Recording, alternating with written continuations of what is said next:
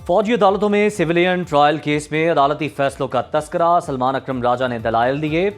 F B علی case میں کہا گیا سویلینز کا ٹرائل بنیادی حقوق پورے کرنے کی بنیاد پر ہی ممکن ہے۔ جسٹس جمال مندوخیل نے استفسار کیا، آرمی ایکٹ کے مطابق فوجی عدالتوں کے کیا اختیارات ہیں؟ کوئی شخص جو فوج کا حصہ نہ ہو صرف جرم کی بنیاد پر فوجی عدالت کے زمرے میں آ سکتا ہے؟ جسٹس محمد علی مظہر نے کہا ایف بی علی خود بھی ایک سویلین ہی تھے، ان کا کورٹ مارشل کیسے ہوا؟ سلمان اکرم راجہ نے کہا عدالت نے قرار دیا تھا بنیادی حقوق کی فراہمی ضروری ہے۔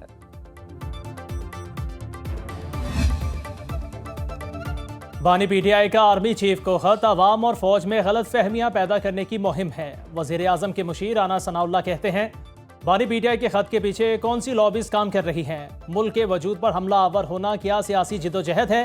یہ پارلیمنٹ میں بیٹھیں اور بات کریں۔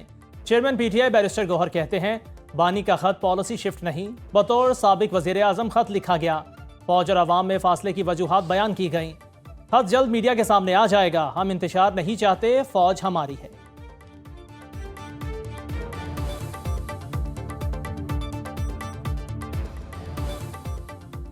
آرمی چیف سے مسائل پر بات ہوتی رہتی ہے، ہماری درخواست پر انہوں نے این ایف سی ایوارڈ کا اجلاس بلانے کا وعدہ کیا تھا، اس لیے عدالت نہیں جا رہے۔ وزیر اعلیٰ خیبر پختونخوا علی امین گنڈاپور کہتے ہیں فاٹا کے خیبر پختونخوا میں انضمام کے بعد ہمیں وفاق نے نظر انداز کر رکھا ہے، وزیر اعظم سے اس معاملے میں بات نہیں کرتا۔ صحافیوں سے غیر رسمی گفتگو میں بولے بانی سے جیل میں ملاقات کے دوران حکومتی امور پر زیادہ بات نہیں ہوتی، ہم نے 30% اضافے کے ساتھ ہیلتھ کارڈ دوبارہ شروع کیا، 150 ارب سے اپنی ٹرانسمیشن لائن بچھانا شروع کر دی، 600 میگا واٹ بجلی دیں گے۔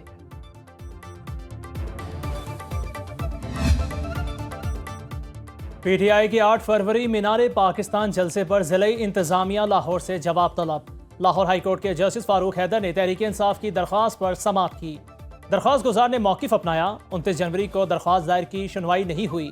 پی ٹی آئی جب بھی جلسے کی اجازت مانگتی ہے، امن و امان کا مسئلہ بنا لیا جاتا ہے، کارکنوں کی گرفتاریوں اور ہراساں کرنے سے روکنے کی بھی استدعا۔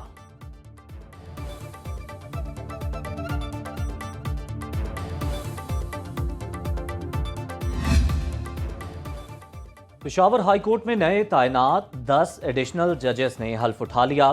جسٹس طارق آفریدی، جسٹس عبد الفیاض، جسٹس فراز جمشید، جسٹس انعام اللہ خان اور جسٹس ثابت اللہ شامل، جسٹس صلاح الدین، جسٹس صادق علی، جسٹس مدثر امیر، جسٹس اورنگزیب اور جسٹس قاضی جواد نے حلف اٹھایا۔ چیف جسٹس اشتیاق ابراہیم نے نئے تعینات ججز سے حلف لیا۔ پشاور ہائی کورٹ میں ججز کی تعداد 23 ہو گئی۔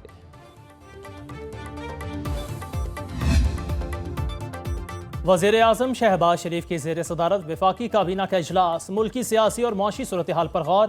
وزیر اعظم کا مہنگائی بڑھنے میں کمی کا خیر مقدم، کہتے ہیں ملک معاشی استحکام کے بعد معاشی ترقی کی راہ پر گامزن ہے، غذائی اشیاء کی قیمتوں میں کمی سے عوام کی زندگی میں بہتری آ رہی ہے۔ وزیر اعظم سے سعودی فنڈ برائے ترقی کے وفد کی ملاقات، پاکستان اور سعودی عرب کے درمیان 1.61 ارب ڈالر کے 2 معاہدوں پر دستخط، تیل کی درآمد پر 1 سال کے لیے 1.2 ارب ڈالر کی مؤخر ادائیگی کی سہولت۔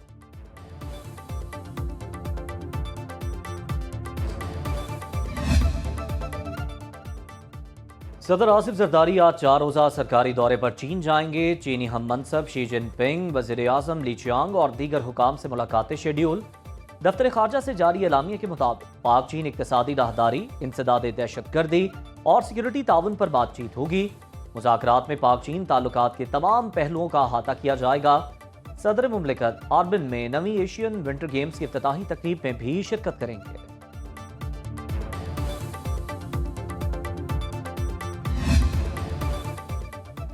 والدین کی شوریہ اسامیوں پر بچے بھرتی نہیں ہوں گے، خیبر پختونخوا حکومت نے سن کوٹا پر پابندی لگا دی۔ محکمہ انتظامی امور نے اعلامیہ جاری کر دیا، پوتیا میڈیکل انفٹ ملازمین کے بچے والدین کی جگہ بھرتی نہیں ہوں گے۔ ملازمین کی بھرتی، ترقی اور تبادلوں کے قواعد تبدیل کر دیے گئے۔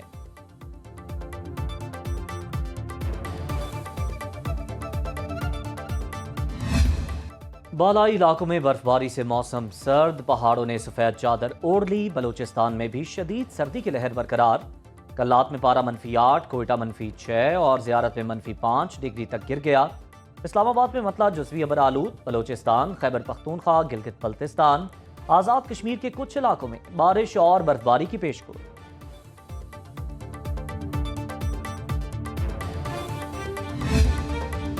امریکہ کی پاناما کینال، گرین لینڈ اور کینیڈا کے بعد یوکرینی سرزمین پر نظریں۔ ٹرمپ نے روس کے خلاف جنگ میں ساتھ دینے پر یوکرین سے معاوضہ مانگ لیا۔ کہا یورپ سے زیادہ یوکرین کی مدد امریکہ کرتا ہے، ہم اربوں ڈالر کی امداد، اسلحہ اور فوجی سامان دیتے ہیں، بدلے میں یوکرین اپنی قیمتی زمینیں ہمارے حوالے کرے۔ امریکہ نے یوکرین کی معطل شدہ فوجی سامان کی فراہمی بحال کر دی۔ برسلز میں یورپی ممالک کا اجلاس، یوکرین کی مالی امداد بڑھانے پر بات چیت۔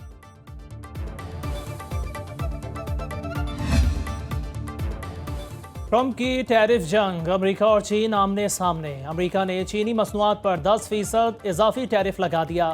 چین کا بھی جوابی وار، امریکی مصنوعات پر 10 سے 15% اضافی ٹیرف کا نفاذ کر دیا۔ امریکی مطالبہ ماننے پر میکسیکو کے بعد کینیڈا کی مصنوعات پر ٹیرف کا نفاذ 1 ماہ کے لیے روک دیا گیا۔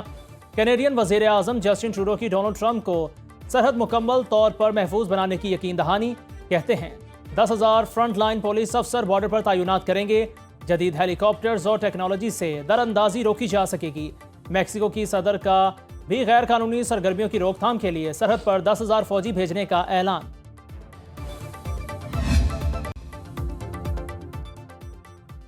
امریکہ کا تجارتی شراکت داری پر ٹیرف معطلی کی مثبت اثرات، ایشیائی اسٹاک مارکیٹس میں گراوٹ کا عمل رک گیا۔ ہانگ کانگ کی اسٹاک مارکیٹ میں حصص 2 ماہ کی بلند ترین سطح پر۔ عالمی مارکیٹ میں خام تیل سستا، برینٹ کروڈ کی فی بیرل قیمت 41 سنٹ کمی کے بعد $75.55 پر آ گئی۔ میکسیکن پیسو اور کینیڈین ڈالر کی قدر میں بھی بہتری۔ یو ایس سیٹ کا ہیڈ کوارٹرز بند کرنے پر امریکی عوام سراپا احتجاج۔ واشنگٹن میں سینکڑوں افراد کا مظاہرہ، ڈیموکریٹس نمائندے بھی بڑی تعداد میں شریک ہوئے۔ رہنماؤں نے خطاب میں کہا کہ یو ایس سیٹ بند کرنے سے ہماری معیشت مضبوط نہیں ہوگی، ہماری امداد سے دنیا بھر میں فلاحی کام ہوتے ہیں۔ ٹرمپ پر نظر ثانی کریں، شکاگو میں ٹرمپ ٹاور کے سامنے تارکین وطن کا بھی احتجاج۔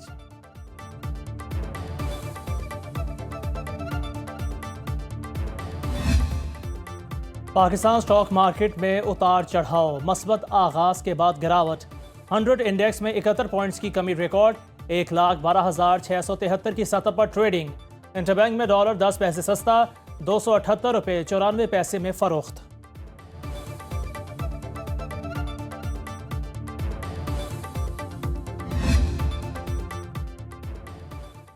پاکستان سمیت دنیا بھر میں آج کینسر سے بچاؤ کا دن منایا جا رہا ہے۔ پاکستان میں ہر سال 1,85,000 افراد میں کینسر کی تشخیص ہوتی ہے۔ صدر آصف زرداری نے پیغام میں کہا، کینسر صرف صحت کا مسئلہ نہیں، سماجی چیلنج بھی ہے۔ وزیر اعظم شہباز شریف کا کینسر کا سستا علاج یقینی بنانے کا اعادہ۔ وزیر اعلیٰ پنجاب مریم نواز نے کہا، کینسر سے اپنی والدہ کی موت کا غم نہیں بھول سکتی۔ لاہور میں زیر تکمیل ملک کے پہلے سرکاری نواز شریف کینسر اسپتال میں مفت علاج کی سہولت دی جائے۔